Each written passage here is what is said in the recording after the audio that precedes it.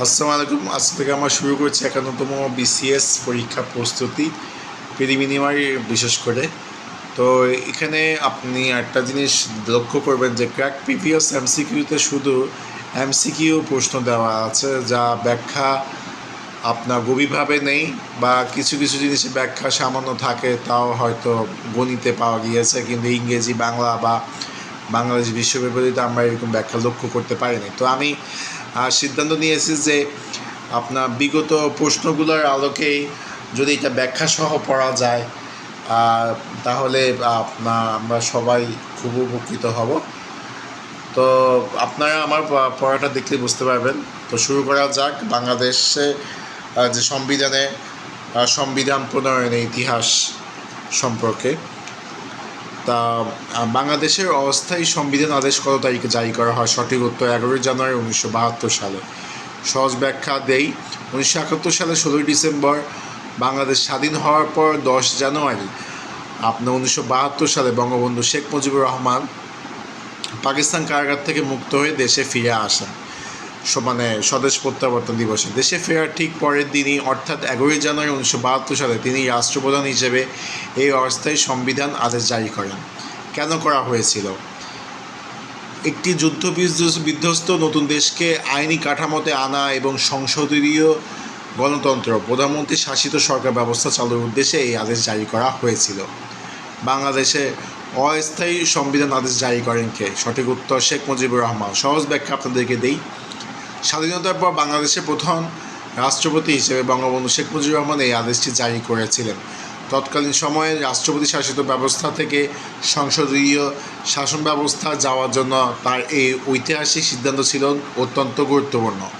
এই আদেশ জারির মাধ্যমে তিনি নিজে রাষ্ট্রপতি পদ ছেড়ে প্রধান নির্বাহী বা প্রধানমন্ত্রী হিসেবে শপথ নেন এবং বিচারপতি আবু সাঈদ চৌধুরীকে নতুন রাষ্ট্রপতি নিয়োগ করা হয়। সংক্ষেপে মনে রাখার টিপস দেই আপনাদেরকে। এটা কে জারি করেন? এই অস্থায়ী যে সংবিধান আদেশ জারি করেন হচ্ছে বঙ্গবন্ধু শেখ মুজিবুর রহমান। কবে জারি করেন? স্বদেশ প্রত্যাবর্তনের ঠিক পরের দিন 11 জানুয়ারি 1972 সালে। এবার আমরা 3 নম্বর থেকে আমরা যেহেতু একটা জিনিস লক্ষ্য করবেন যে ক্র্যাক প্রিভিয়াস এমসিকিউতে আমি পরের পৃষ্ঠে যে 3 থেকে 25 নম্বর যে প্রশ্নগুলো, এটা আপনার মনে রাখার মতো সহজ ব্যাখ্যা আপনাদেরকে দিচ্ছি। যেমন হচ্ছে বাংলাদেশে কবে প্রথম সংসদীয় গণতন্ত্র প্রবর্তন করা হয়? এটাও সঠিক উত্তর হচ্ছে 1972 সালে। তাহলে 1972 সালে এই বাংলাদেশে যে প্রথম সংসদীয় গণতন্ত্র প্রবর্তন করা হয়, তো এটা কবে? 11 জানুয়ারি 1972 সালে অস্থায়ী সংবিধান আদেশের মাধ্যমে। এটা ব্যাখ্যা দিচ্ছি। দেশ স্বাধীন হওয়ার পর রাষ্ট্রপতি শাসিত ব্যবস্থা থেকে প্রধানমন্ত্রী চালিত সংসদীয় গণতন্ত্র ব্যবস্থা যাওয়ার জন্য বঙ্গবন্ধু এই উদ্যোগ নেন। কার নির্দেশে তাজ উদ্দিন আহমদ প্রধানমন্ত্রী পদত্যাগ করেন? শেখ মুজিব নির্দেশে তাজউদ্দিন আহমদ প্রধানমন্ত্রী পদত্যাগ করেন। ব্যাখ্যা দিচ্ছি। 1974 সালের শেষ দিকে রাজনৈতিক ও নীতি নির্ধারণী কিছু বিষয়ে মত পার্থক্যের কারণে বঙ্গবন্ধু শেখ মুজিবুর রহমানের নির্দেশে তৎকালীন অর্থমন্ত্রী এবং স্বাধীন বাংলাদেশের প্রথম প্রধানমন্ত্রী তাজউদ্দিন আহমদ কিন্তু একজন অর্থমন্ত্রী ছিলেন এবং স্বাধীন বাংলাদেশের প্রথম প্রধানমন্ত্রী তাজউদ্দিন আহমদ মন্ত্রিসভা থেকে পদত্যাগ করেন। গণপরিষদ আদেশ কবে জারি করা হয়? গণপরিষদ আদেশ জারি করা হয় 23 মার্চ 1972 সালে। 23 মার্চ 1972 সালে গণপরিষদ আদেশ জারি করা হয়। ব্যাখ্যা দিচ্ছে। বাংলাদেশের জন্য একটি সংবিধান তৈরি করতে হবে, আর এই সংবিধান তৈরি মূল সভা বা গণপরিষদ গঠনের জন্য রাষ্ট্রপতি বঙ্গবন্ধু শেখ মুজিবুর রহমান 1972 সালে 23 মার্চ এই আদেশ জারি করেন। গণপরিষদের সদস্য কতজন? এটা হচ্ছে 403 জন। এটা ব্যাখ্যা দিচ্ছে। 1970 সালে নির্বাচনে তৎকালীন পূর্ব পাকিস্তান থেকে যারা জাতীয় ও প্রাদেশিক পরিষদে বিজয়ী হয়েছিলেন তাদের নিয়ে এই গণপরিষদ গঠিত হয়। শুরুতে সদস্য সংখ্যা ছিল 404 জন থাকলেও একজন পাকিস্তানপন্থী হওয়ায় তাকে বাদ দিয়ে 403 জন নিয়ে কাজ শুরু হয়। বাংলাদেশ গণপরিষদের প্রথম অধিবেশন কত তারিখে শুরু হয়? এটা হচ্ছে 10 এপ্রিল 1972 সালে। তারপর আমি ব্যাখ্যা দিচ্ছি। গণপরিষদ আদেশ জারির পর প্রথম অফিসিয়াল বৈঠক বা অধিবেশন বসে ঢাকার তেজগাঁওয়ে সংসদ ভবনে বর্তমান প্রধানমন্ত্রীর কার্যালয়ে আপনার এই আপনার গণপরিষদের প্রথম অধিবেশন হয়। আমি আবার বলি, গণপরিষদ আদেশ জারির পর প্রথম অফিসিয়াল বৈঠক বা অধিবেশন বসে ঢাকার তেজগাঁওয়ের সংসদ ভবনে, মানে প্রধানমন্ত্রীর কার্যালয়ে 10 এপ্রিল 1972 সালে। বাংলাদেশ গণপরিষদ এর সংসদ নেতা কে ছিলেন? এটা বঙ্গবন্ধু শেখ মুজিবুর রহমান ছিলেন গণপরিষদের সংসদ নেতা। যেহেতু বঙ্গবন্ধু ছিলেন সংখ্যাগরিষ্ঠ দলের প্রধান এবং দেশের প্রধানমন্ত্রী, তাই তিনিই ছিলেন গণপরিষদের সংসদ নেতা। বাংলাদেশ গণপরিষদের প্রথম স্পিকার কে ছিলেন? এটা হচ্ছে শাহ আব্দুল হামিদ। ব্যাখ্যা: গণপরিষদের প্রথম অধিবেশনের দিন 10 এপ্রিল সর্বসম্মতিক্রমে শাহ আব্দুল হামিদকে স্পিকার নির্বাচিত করা হয়। মনে রাখুন, তিনি অল্প কিছুদিন পর মারা যান। অনেকে ভেবে থাকেন যে শাহ আব্দুল হামিদ হচ্ছে আমাদের সাবেক যিনি রাষ্ট্রপতি ছিলেন, তো উনি না, আমাদের ওই সময় শাহ আব্দুল হামিদ ছিলেন, তো উনি মারা যান। তারপর বাংলাদেশ গণপরিষদের প্রথম ডেপুটি স্পিকার কে ছিলেন? বাংলাদেশ গণপরিষদের প্রথম ডেপুটি স্পিকার মোহাম্মদুল্লাহ ছিলেন। ব্যাখ্যা: শাহ আব্দুল হামিদ স্পিকার হওয়ার পাশাপাশি মোহাম্মদুল্লাহ প্রথম আপনার ডেপুটি স্পিকার নির্বাচিত হন। পরবর্তী স্পিকারের মৃত্যুর পর তিনি স্পিকার হয়েছিলেন। বাংলাদেশের সংবিধান রচিত হয় গণপরিষদের মাধ্যমে। বাংলাদেশের সংবিধান রচিত হয় কেন? এটা আমি বলি, ব্যাখ্যাটা দিচ্ছি। কোনো ব্যক্তি একা সংবিধান বানাননি। জনগণের নির্বাচিত প্রতিনিধিদের সভা বা গণপরিষদের দীর্ঘ আলোচনা ও ভোটের মাধ্যমে এটি রচিত হয়। 12. বাংলাদেশ সংবিধান রচনা কমিটির সদস্য কতজন ছিলেন? 34 জন। গণপরিষদের প্রথম অধিবেশনে সংবিধানের খসড়া তৈরির জন্য 34 সদস্যের একটি বিশেষ কমিটি গঠন করা হয়। 13. বাংলাদেশ খসড়া সংবিধান প্রণয়ন কমিটির চেয়ারম্যান বা সভাপতি ছিলেন কে? কাকে বাংলাদেশ সংবিধান রূপকার বা জনক বা স্থপতি বলা হয়? এটা হচ্ছে ডক্টর কামাল হোসেনকে। ব্যাখ্যা: এই 34 জনের কমিটি প্রধান বা চেয়ারম্যান ছিলেন তৎকালীন আইনমন্ত্রী ডক্টর কামাল হোসেন। তার নেতৃত্বেই পুরো সংবিধানের খসড়াটি তৈরি করা হয়।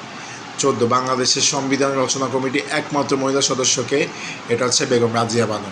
ব্যাখ্যা দিচ্ছি। 34 জন সদস্যের মধ্যে মাত্র একজন নারী সদস্য ছিলেন, তিনি হলেন বেগম রাজিয়া বানু।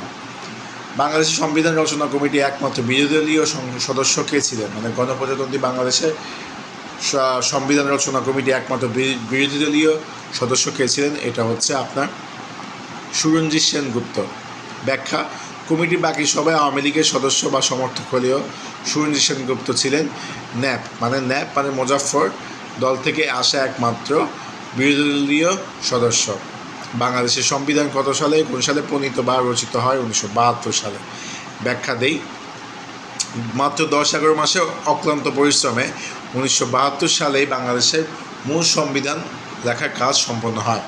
1972 সালে বাংলাদেশের সংবিধানের হাতে লেখা পাণ্ডুলিপিকে তৈরি করেছিলেন বা বাংলাদেশের সংবিধান গ্রন্থের লিপিকারকে বা বাংলাদেশের সংবিধানের হাতে লেখার দায়িত্ব কার উপর ন্যস্ত ছিল? এটা হচ্ছে শিল্পী আব্দুর রউফ। তো ব্যাখ্যা: তখনকার সময় সংবিধানটি আপনার কম্পিউটারে টাইপ করা হয়নি। অসাধারণ ও দৃষ্টিনন্দন হস্তাক্ষরে পুরো সংবিধানটি নিজ হাতে লিখেছিলেন শিল্পী আব্দুর রউফ। আর এই চারপাশে নকশা করেছিলেন শিল্পাচার্য জয়নুল আবেদিন। হস্তলিখিত সংবিধান কত পাতার ছিল? এটা হচ্ছে 93 পাতা, স্বাক্ষরসহ 108 পাতার ছিল। আমি আর বলি, হস্তলিখিত সংবিধান ছিল হচ্ছে আপনার 93 পাতা, কিন্তু স্বাক্ষরসহ ছিল 108 পাতার। ব্যাখ্যা দিচ্ছি। মূল হাতে লেখা সংবিধানটি ছিল 93 পৃষ্ঠা, তবে পরবর্তীতে গণপরিষদ সদস্যদের স্বাক্ষর নেওয়ার পর মোট পাতা হয়েছিল 108টি। হস্তলিখিত সংবিধানে স্বাক্ষর করেন কতজন সদস্য? এটা হচ্ছে 399 জন হস্তলিখিত সংবিধান স্বাক্ষর করেন। ব্যাখ্যা: গণপরিষদে 403 জন সদস্যদের মধ্যে 399 জন সদস্য এই মূল সংবিধানে স্বাক্ষর করেছিলেন। সুরঞ্জিত সেনগুপ্ত কয়েকজন অসম্মতি বা ভিন্ন মতের কারণে স্বাক্ষর করেননি।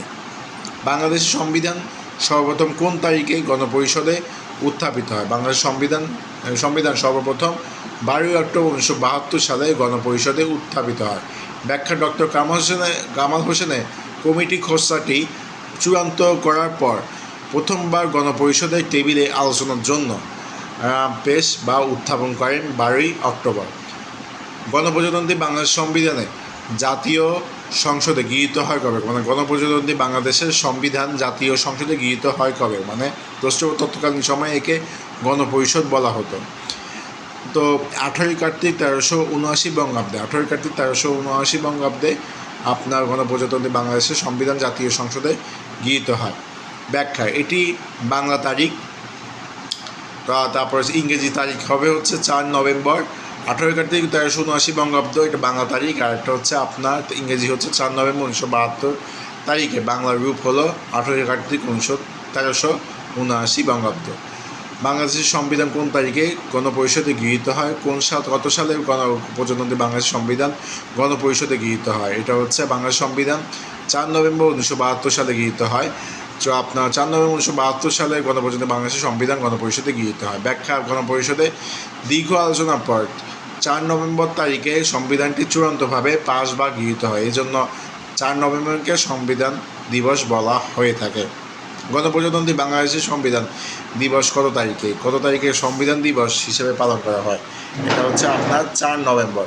ব্যাখ্যা, যেহেতু 4 নভেম্বর 1972 সংবিধান গণপরিষদ কর্তৃক পাস বা গৃহীত হয়েছিল, তাই প্রতি বছর এই দিনটিকে সংবিধান দিবস হিসেবে উদযাপন করা হয়। 24, বাংলাদেশের সংবিধান গৃহীত হওয়ার সময় রাষ্ট্রপতি কে ছিলেন? বাংলাদেশের সংবিধান গৃহীত হওয়ার সময় রাষ্ট্রপতি ছিলেন আবু সাইদ চৌধুরী। ব্যাখ্যা দিচ্ছে আপনাদের। 1972 সালে 11 জানুয়ারি বঙ্গবন্ধু যখন সংসদীয় ব্যবস্থা চালু করেন, তখন তিনি নিজে প্রধানমন্ত্রী হন এবং বিচারপতি আবু সাইদ চৌধুরীকে রাষ্ট্রপতির দায়িত্ব দেওয়া হয়। তাই সংবিধান পাশের সময় তিনি রাষ্ট্রপতি ছিলেন। গণপ্রজাতন্ত্রী বাংলাদেশের সংবিধান প্রবর্তিত বা কার্যকর হয় 16 ডিসেম্বর 1972 সালে। ব্যাখ্যা, সংবিধান 4 নভেম্বর পাশ হলেও সিদ্ধান্ত নেওয়া হয় এটি কার্যকর বা অ্যাকশনে আসবে বাংলাদেশের প্রথম বিজয় দিবস অর্থাৎ 16 ডিসেম্বর 1972 থেকে। এবার আপনার দেওয়া নতুন পৃষ্ঠা আমরা যেটা বললো সেটা হচ্ছে 26 থেকে 29 নম্বর পর্যন্ত এই প্রশ্নগুলো ব্যাখ্যা আপনাদের পড়ে শোনাচ্ছে। এই প্রশ্নগুলো মূলত সংবিধানের মূলনীতি ও বৈশিষ্ট্য সম্পর্কিত। 1972 সালে বাংলাদেশের সংবিধানের রাষ্ট্রীয় মূলনীতি হচ্ছে আপনার 4টি। সহজ ব্যাখ্যা দিচ্ছি আপনাদের। 1972 সালে মূল সংবিধানে রাষ্ট্র পরিচালনার জন্য 4টি প্রধান আদর্শ বা স্তম্ভ নির্ধারণ করা হয়েছিল। এগুলোকে রাষ্ট্রীয় মূলনীতি বলা হয়। 4টে মূলনীতি মনে রাখার সহজ ট্রিক হচ্ছে জাতীয়তাবাদ, সমাজতন্ত্র, গণতন্ত্র ও ধর্ম নিরপেক্ষতা। 1972 সালে বাংলাদেশ সংবিধানের মূলনীতিগুলো একটি হচ্ছে গণতন্ত্র। এটা হচ্ছে আপনার যখন এটা অপশন ছিল থাকা, বাকিগুলো ভুল বা এক নায়কের মতো নেতিবাচক ছিল। তো যাই হোক, এটা একটা অপশন ছিল, যেরকম আপনার অনেকগুলো অপশন যেমন ছিল বাংলাদেশের আপনার 1972 বাংলাদেশ সংবিধানের মূলনীতি একটি হলো কি, এটা হচ্ছে আপনার গণতন্ত্র হবে। অন্যান্য অপশন ছিল হচ্ছে ধনতন্ত্র, একনায়কতন্ত্র, রাজতন্ত্র ছিল। আসলে এগুলো কোনোটিই হবে না, এটা গণতন্ত্র হবে। তারপর সহজ ব্যাখ্যা দিচ্ছি। প্রশ্ন 26 ব্যাখ্যায় আমরা যে 4টি মূলনীতির কথা জানলাম তার মধ্যে অন্যতম একটি হলো গণতন্ত্র। এই অর্থ হলো দেশের ক্ষমতার মালিক হবে জনগণ এবং জনগণের আপনার প্রতিনিধিদের দ্বারাই দেশ শাসিত হবে। এবং সর্বশেষ 2টা প্রশ্ন দিয়ে শেষ করব আমাদের সংবিধান প্রণয়নের ইতিহাস। তা হচ্ছে কোনটি 1972 সালে বাংলাদেশ সংবিধানের মূলনীতি ছিল না? এটা অপশনগুলো অনেকগুলোই ছিল, যেমন সামাজিক ন্যায় বিচার, গণতন্ত্র, ধর্মনিরপেক্ষতা, জাতীয়বাদ। সঠিক উত্তর হচ্ছে আপনার সামাজিক ন্যায় বিচার। এটা কিন্তু আপনার সংবিধানের যে মূল 4টা স্তম্ভ আছে সেটার মধ্যে না। তো এই প্রশ্ন কিন্তু রাজশাহী বিশ্ববিদ্যালয় 2017-18 সেশনে এসেছিল। তো সামাজিক ন্যায় বিচার বা অন্য কোনো শব্দ পরোক্ষভাবে সংবিধান থাকলেও তা এই প্রধান 4টি অফিসিয়াল রাষ্ট্রীয় মূলনীতি তালিকায় সরাসরি অন্তর্ভুক্ত ছিল না। আচ্ছা, এবার সর্বশেষ প্রশ্ন আমরা শেষ করলাম। কনস্টিটিউশনাল ল অফ বাংলাদেশ বইটি রচয়িতাকে? এটা সঠিক উত্তর হচ্ছে মাহমুদুল ইসলাম। এটা সহজ ব্যাখ্যা দিচ্ছে। বাংলাদেশের সংবিধান এবং এই আইনগত ব্যাখ্যা এবং বিভিন্ন ঐতিহাসিক মামলার রায় নিয়ে লেখা সবচেয়ে নির্ভরযোগ্য ও বিখ্যাত বইগুলো একটি হলো কনস্টিটিউশনাল ল অফ বাংলাদেশ। এটি লিখেছেন বাংলাদেশের সাবেক অ্যাটর্নি জেনারেল এবং প্রখ্যাত আইনজ্ঞ মাহমুদুল ইসলাম। তো আজকে আমরা এতটুকুই ছিল আমাদের সংবিধান প্রণয়নের ইতিহাস।